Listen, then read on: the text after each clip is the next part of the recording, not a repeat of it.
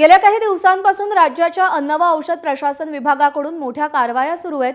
तुकाराम मुंढे यांनी अन्न व औषध प्रशासन विभागाच्या आयुक्तपदाची जबाबदारी स्वीकारल्यापासून भेसळयुक्त खाद्यपदार्थांविरोधात मोठ्या कारवाया केलेल्या आहेत। भेसळयुक्त दूध, भेसळयुक्त मिठाई, रेस्टॉरंट्स, हॉटेलवरील निकृष्ट जेवण, भेसळयुक्त पनीर अशा विविध कारवाया एफडीए कडून करण्यात आल्या आहेत। आता तुकाराम मुंढे यांच्या एफडीए विभागानं डॉमिनोज पिझ्झाला मोठा दणका दिलाय।